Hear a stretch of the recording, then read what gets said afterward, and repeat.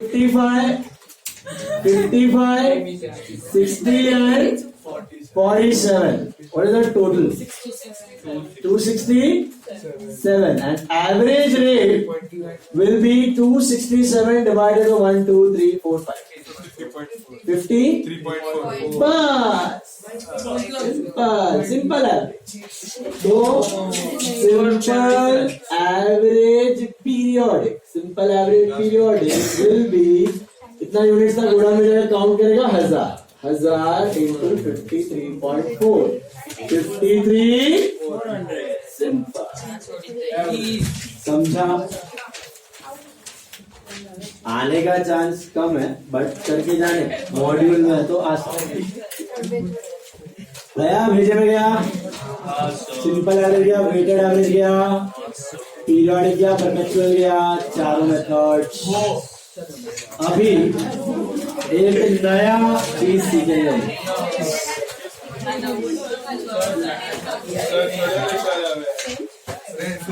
इसको बोलते हैं stock reconciliation. Sir meet party meet बोलना क्या बोल पार्टी दे रहा है तू इधर अरे हाँ सर फ्रेंच भी ज्यादा पार्टी की तरह कैसे होएगा। Now we are going to learn stock repo. Stock reconciliation. चलो अभी निकलते See, as I told you, please focus. इस पूरे चैप्टर में आपको क्या करना है? स्टॉक को वैल्यू करना है। ये हो गया सबका। चलिए स्टॉक को वैल्यू करना है। सुनिए ध्यान। अभी स्टॉक को वैल्यू करने के लिए there are two systems periodic and perpetual. बराबर। ज्यादातर छोटे बिजनेसेस कौन सा सिस्टम अप्लाई करते हैं? तो पीरियोडिक। आप भी जब आर्टिकलशिप वगैरह में जाओगे आपको स्टॉक ऑडिट्स वगैरह पे भेजा जाएगा तो स्टॉक ऑडिट्स जनरली सब कब होते हैं? लास्ट डेट पे। स्टॉक ऑडिट्स मतलब फिजिकल स्टॉक को आपको काउंट करके वेरीफाई करना बुक स्टॉक के साथ मैच हो रहा है कि नहीं। और जो लोग परपेचुअल सिस्टम भी मेंटेन कर रहे हैं वो क्वार्टरली भले ना करे बट ईयर एंड पे जब उनको फाइनल अकाउंट्स में स्टॉक डालना होता है फाइनल 12 महीने वाले अकाउंट्स में तो वो लोग भी फिजिकल काउंटिंग तो करते ही है भले परपेचुअल किया हो बट उसके साथ फिजिकल स्टॉक को मैच करते हैं। मतलब मैंने बोला था ना वो बुक में जा रहा है और इधर गया तो गोडाउन में माल ही नहीं चोरी हो। तो वेरिफिकेशन के लिए काउंटिंग प्रोसेस तो होता ही है चाहे आप पीरियोडिक सिस्टम कर रहे हो चाहे आप परपेचुअल कर रहे हो। 12 महीने के एंड में एक बार तो होता ही है। उसमें प्रॉब्लम क्या होती है जब बड़ा बिजनेस होता है उसका फाइनल अकाउंट 31 मार्च को बनाने का तो अपने को कौन सा स्टॉक चाहिए? अपने को चाहिए 31 मार्च का स्टॉक। योर एंडिंग इज 31 मार्च तो 31 मार्च का दिन पे गोडाउन में जो स्टॉक है वो चाहिए या फिर 31 दिसंबर को गोडाउन पे 31 दिसंबर एंडिंग 31 दिसंबर के दिन पे गोडाउन में जो स्टॉक था वो चाहिए। तो करना क्या है अपने को 31 मार्च को ही जाके सारे एक्टिविटीज रोक देना। रुको परचेज भी मत लगाओ सेल भी रोक दो रिटर्न भी रोक दो सब कुछ रोक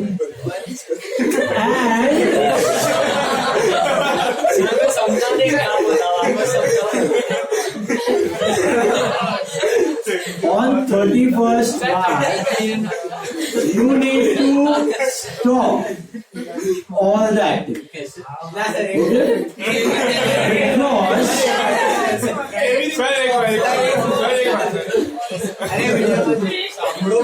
why you need to stop all the activities क्योंकि आप इमेजिन करो एक बंदा बेचारा गोडाउन में जाके स्टॉक का काउंटिंग कर रहा है वो दूसरा आगे रख के गया वो वापस लेके गया ये वापस रख के वो बंदा तो क्या हो जाएगा पागल हो जाएगा।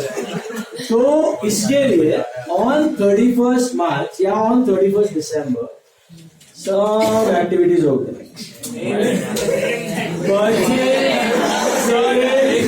Purchase return sales return everything would be stock.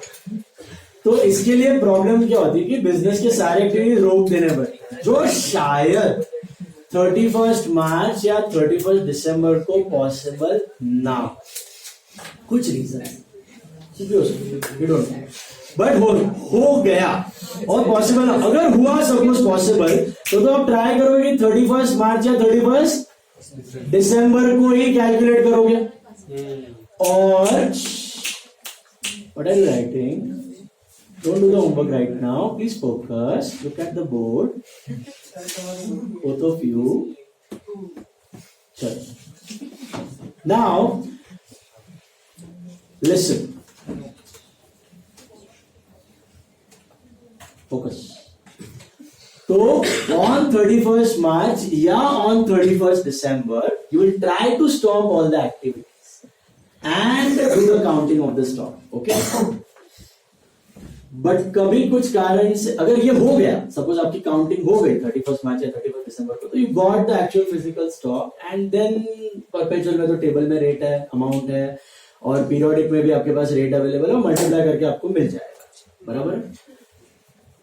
But कभी कोई कारण से ये चीज ना हो पाए, जैसे कि कोई इंपॉर्टेंट ट्रांजैक्शंस चल रहे हैं जो आपको करने पड़ेंगे, इंपॉर्टेंट ऑर्डर आ गया जो आपको फुलफिल करना पड़ेगा, या फिर जनरली सीए लोग आके ये ऑडिट्स करते हैं, तो सीए लोग वैसे भी बाल नोच के बैठे हुए होते हैं 31 मार्च को, तो आधे पागल हो चुके होते हैं, उनके पास आर्टिकलशिप का लाइट आउट सब ड्यूटी चालू रहता है, तो आर्टिकलशिप शायद आपके पास आर्टिकल्स ही अवेलेबल ना हो उस दिन पे भेजने के लिए, या कोई बीमार पड़ जाए तो उस दिन आपका स्टॉक ऑडिट पॉसिबल नहीं, तो हॉस्पिटल में उस दिन आपका स्टॉक ऑडिट पॉसिबल नहीं। तो फिर कभी कभी क्या होता है, बिजनेस ये स्टॉक का काउंटिंग या तो कुछ दिन आगे लेके जाता है या तो कुछ दिन पीछे जाता है। तो अगर आपका ईयर एंडिंग 31 मार्च है तो या तो बिजनेस 23rd, 24th, 25th मार्च को काउंटिंग ले लेगा, ये 31 मार्च को पॉसिबल नहीं हो रहा, या तो वो एक वीक आगे चला जाएगा और अप्रैल में 8, 10, 12 अप्रैल को जाके काउंटिंग लेगा। ये तो मैं बोल रहा हूँ जजमेंट से कि इतना वीक के डिफरेंस होता है, बाकी आगे पीछे कुछ भी हो सकता है। मतलब मार्च 31 का है और 1 मार्च को काउंटिंग लेके बैठ गए और अप्रैल 30th को भी काउंटिंग लेके बैठ गए, ऐसा पॉसिबल भी हो सकता है। तो 31 मार्च को ना होके किसी और दिन पे काउंटिंग होगी, ठीक है। तो हम लोग क्या करते हैं, अभी सपोज आपके पास आपको चाहिए 31 मार्च का गोडाउन का स्टॉक चाहिए, फिजिकल स्टॉक चाहिए, कितना माल गोडाउन में पड़ा हुआ था वो चाहिए, लेकिन आपके पास वो डेटा है ही नहीं, आपके पास है 24 मार्च का डेटा, आपने पहले ही कर दिया, ठीक है, 24 मार्च को, और 24 मार्च को आपके गोडाउन में स्टॉक का वैल्यू आया 5 लाख रुपए। कैसे आया, जो भी यूनिट्स आए थे तो रेट कर दिया आपने, ठीक है, परपेचुअल वो वाला रेट है, तो पीरियोडिक वाला रेट, जो भी मेथड आप कर रहे हो, फीको या बेटे, तो 5 लाख का फिजिकल स्टॉक आपके गोडाउन में, कौन सा है, फिजिकल स्टॉक आपका गोडाउन में, ठीक है। अभी 24 मार्च का, तो आप क्या करोगे, 24 मार्च और 31 मार्च के बीच में जो भी परचेजेस आए ना आप ऐड कर दोगे, कॉमन सेल्स, जो भी सेल आए वो माइनस कर दोगे, जो भी परचेज रिटर्न हुए वो गए हैं माइनस कर दोगे, और जो भी सेल्स रिटर्न हुए ऐड कर दोगे। तो ये 24 मार्च को है, यहां से आपको जाना है 31 मार्च को, तो मैं क्या करूंगा, ऐड परचेज समझो हुआ 1 लाख का, लेस सेल, लेकिन सेल वैल्यू माइनस करोगे कॉस्ट प्राइस, जो कॉस्ट प्राइस चाहिए, तो सेल हुआ है समझो 50,000 का, वो मैं माइनस करूंगा। परचेज रिटर्न क्या करूंगा, प्लस की माइनस, परचेज रिटर्न, ठीक है, जा रहा है ना, तो माइनस हो जाएगा 10,000, और सेल्स रिटर्न क्या करूंगा, मैं ऐड कर दूंगा समझो 20,000 का सेल्स रिटर्न। तो ये सब मगजमारी करने के बाद मेरा 5 + 1 6 - 5 550 540 560 आ रहा है। ये मेरा हुआ फिजिकल स्टॉक ऑन विच मिल गया मेरे को। बट द थिंग, हम जब फाइनल अकाउंट्स बनाते तब जो भी स्टॉक हम लोग बुक्स में रिकॉर्ड करते हैं कि भैया ये मेरा स्टॉक है, ये मेरा क्लोजिंग स्टॉक है, ये मेरा बैलेंस शीट में जाएगा और ये मेरा ट्रेडिंग क्रेडिट में जाएगा, ये जो स्टॉक है फाइनल अकाउंट्स वाला स्टॉक, ये कौन सा स्टॉक होता है? फिजिकल स्टॉक होता है कि ओनरशिप स्टॉक होता है? अरे चैप्टर में सेल और रिटर्न, तो सेल और रिटर्न में क्या होता है याद है आपको? हमने कुछ गुड्स सेल और रिटर्न बेसिस पे सेंड किए, उसमें उसने कुछ तो रिटर्न कर दिया, कुछ एक्सेप्ट कर दिया, लेकिन किसी का जवाब ही नहीं दिया। जो हैंगिंग गुड्स थे वो हम लोग ने अज्यूम किया था कि अज्यूम रिटर्न है, और उन गुड्स को हमने स्टॉक में ऐड किया था, भले ही फिजिकली हमारे पास नहीं, लेकिन ओनर हम। तो हमें कौन सा स्टॉक रिकॉर्ड करना है फाइनल अकाउंट, जिसमें हम ओनर है? फिजिकली हमारे पास होगी ना, उससे फर्क, ओनरशिप हमारी होनी चाहिए, है कि नहीं? तो 99% ऑफ द केसेस में जो फिजिकल स्टॉक होता है वही ओनरशिप स्टॉक होता है। 99% ऑफ द सिचुएशंस में जो फिजिकल स्टॉक है वही ओनरशिप स्टॉक है। तो मेरा आंसर इधर आ जाएगा और मेरे को स्टॉक का वैल्यू मिल जाएगा, ये मैं फाइनल अकाउंट में डाल देगा, रिकॉर्ड कर देगा, मेरा काम हो गया। बट ये डेटा के बाद आपके पास एक और एडिशनल इंफॉर्मेशन दे दी जाए कि भैया सेल और रिटर्न में ना 50,000 के गुड्स थे जो डेटर के गोडाउन में पड़े, जिसका अभी तक जवाब नहीं आया, तो आप क्या करोगे? ऐड कर दोगे सेल और रिटर्न। अच्छा, जैसे हमने किसी को सेल और रिटर्न पे माल भेजा है ना, जैसे किसी ने हमें भी भेजा होगा, वो माल तो हमारे पास पड़ा है लेकिन हम उसके ओनर नहीं है ना? दूसरों का माल यूज करने का। ओके, सो यस सो वो क्या करोगे आप? वो माल हमारे पास पड़ा है लेकिन हम उसके ओनर नहीं है, तो what am I supposed to do? Plus और माइनस दैट। तो सेल और रिटर्न के बाद अगर हमने किसी को सेंड किया है तो वो हम ऐड करेंगे, लेकिन हमें किसी ने सेंड किया है तो वो हम लोग माइनस कर देंगे। समझ रहे हो? सपोज ये 20,000 है, ये 10,000 है, जा रहा है दिमाग में? तो कंसेप्ट क्या है? तो हमें फिजिकल स्टॉक एक बार मिल जाए, उसके बाद हमारा टारगेट क्या है? To find out ownership stock. तो ओनरशिप स्टॉक का सीन क्या है कि जो हमारा माल है लेकिन दूसरे के पास पड़ा, ओनर हम है तो हम लोग ऐड कर देंगे, और दूसरे का माल है हमारे पास पड़ा है, हम उसके ओनर नहीं है तो हम माइनस कर देंगे। बराबर है कि नहीं? समझ रहे हो कि नहीं? अभी इसमें एक और एग्जांपल सुनो, ध्यान दो, फोकस। चलो, अभी कंसाइनमेंट सेल्स होता है। अभी अनफॉर्चुनेटली कंसाइनमेंट टॉपिक आपको निकाल दिया था। कंसाइनमेंट सेल्स कैसे काम करते हैं? Consignment sales is very simple. Suppose I am a trader, Bombay based trader. I am a Bombay based trader, मेरे को दिल्ली में मेरा बिजनेस एक्सपैंड करना है, तो दिल्ली में जाऊं, वापस पूरा जीरो से बिजनेस डेवलप करूं। उससे अच्छा I can hire an agent in Delhi who is well accustomed with the markets of Delhi. So I can send my goods to him and he can sell it on my behalf. So that's the way you can expand your business. That's called consignment sales. So consignment में क्या होता है? Principal होता है, एक agent होता है। तो principal will send the goods to agent. Agent will sell it on behalf of principal to the third parties. He'll charge some commission and remit the balance amount. That's how it works. So suppose हमने दिल्ली में कुछ consign किया हुआ माल किसी agent को बेच दिया। अब एजेंट ओनर नहीं है, हम ही ओनर है। जब तक एजेंट थर्ड पार्टी को बेच नहीं देता है तब तक ओनर कौन है उस गुड्स का? हम। तो इन शॉर्ट आपने एक एजेंट को माल दिया है दिल्ली में, तो वो माल किसका है? ईयर एंडिंग तक वो बिका नहीं है तो ओनर कौन है? तो वो माल हम लोग क्या करेंगे?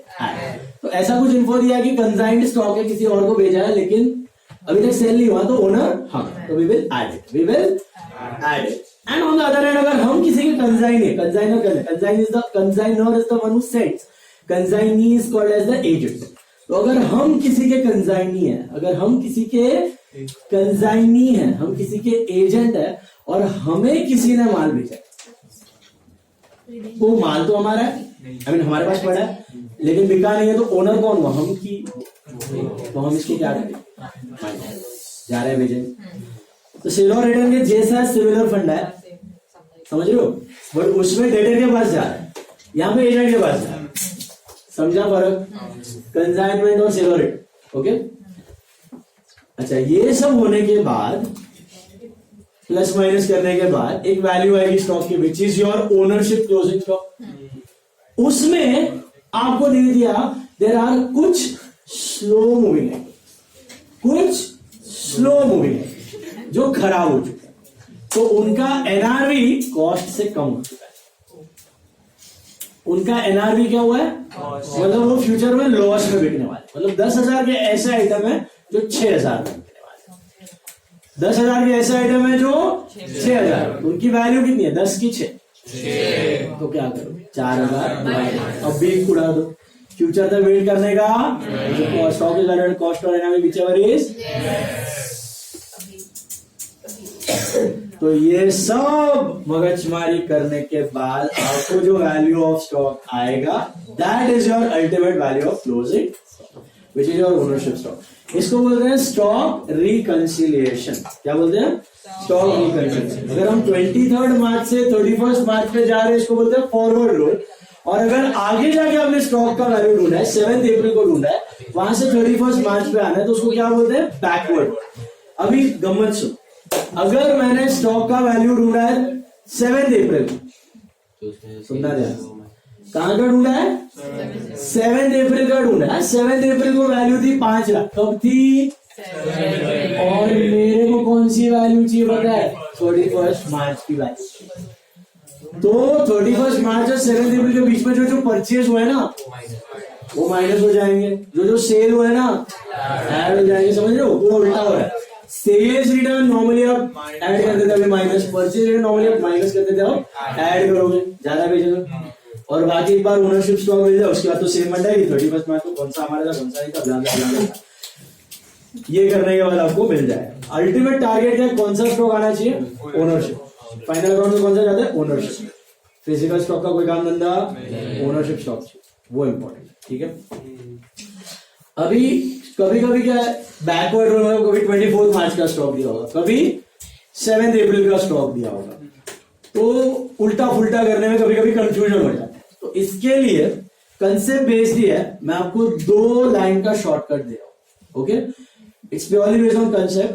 खाली वो 2 लाइन का कंसेप्ट से वो आप क्वेश्चन से आप करोगे ना सॉल्व, तो कितना भी कॉम्प्लिकेटेड क्वेश्चन होगा आपको आंसर आ जाए। तो टेक योर नोटबुक का last side, this side, wherever you want to write, उधर लिखो। क्या लिखोगे? जो मैं बोर्ड पे लिखता हूँ,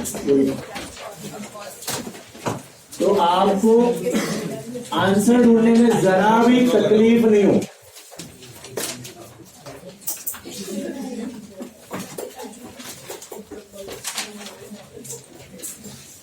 सो चाहे आप फॉरवर्ड रोल कर रहे हो, चाहे बैकवर्ड रोल कर रहे हो, मतलब आप 23 मार्च से 31 मार्च में जा रहे हो, या फिर आप उल्टे आ रहे हो, यही 2 क्वेश्चन पूछने हैं। क्वेश्चन 1, ओके, और ऑर्डर इज इंपॉर्टेंट। क्वेश्चन का ऑर्डर इंपॉर्टेंट है, यही ऑर्डर में क्वेश्चन पूछना।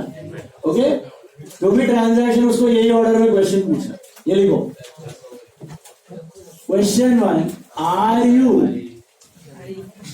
The owner of these goods? Are you the owner, shut up. Are you the owner of these goods on year ending? Are you the owner of these goods on year ending? And question 2, are the goods included in physical stock on stock taking date? Are the goods included in physical stock on stock taking date? क्या दो question पूछना है आपको? Are you the owner of these goods on year end? Financial year ending के दिन पे क्या आप उन गुड्स के ओनर हैं या नहीं? देखो मैंने दो चीजें अंडरलाइन भी किया. ओनर अपना पहले क्वेश्चन में पूछना है आप ओनर हो कि नहीं. मैं ये नहीं पूछ रहा हूँ फिजिकली माल है कि no no no no no. मैं पूछ रहा हूँ आप ओनर हो कि नहीं. और कब? ईयर एंडिंग के दिन पे. ईयर एंडिंग के दिन पे ओनर वाला क्वेश्चन पूछना है. ठीक है. And are the goods included in physical stock on stock take? What is stock taking date? The day on which you have counted. Either 23rd March या फिर 7th March. So day on which you have taken into counting. Are you listening? So counting वाले date में वो माल physical stock में पड़ा है कि नहीं? तो काउंटिंग वाले डेट में ओनरशिप का क्वेश्चन ही नहीं पूछना. 23rd मार्च को आप ओनर हो कि नहीं मेरे को कोई फर्क नहीं पड़ता. समझ रहे हो? 23rd मार्च को क्या पूछना है? वो माल फिजिकल स्टॉक में है कि नहीं. 23rd मार्च को फिजिकल स्टॉक में वो माल है कि नहीं. और 31st मार्च को आप उसके ओनर हो. उसके बाद लिखो if the answer to these questions, if the answer to these questions is, okay, question 1 का आंसर question 2 का answer, if the answer to both the question is yes, then no effect. No effect मतलब ना plus करो ना minus, कुछ मत करो, ignore मारो उसको. If the answer to both the question is no, हम ओनर भी नहीं है, वो माल फिजिकल स्टॉक में भी नहीं है, then also no effect. If answer to question 1 is yes, but answer to question 2 is no, yes, no, so you add. And answer to first question is no, second yes. It's basically boiling down to yes, no, no, yes.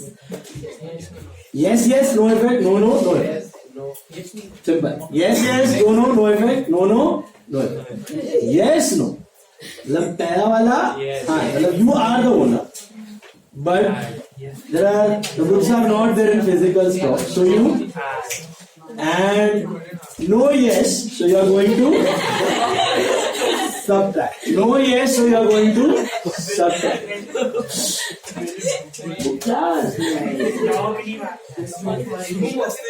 अभी मेरा वाला example के साथ इसको match कर.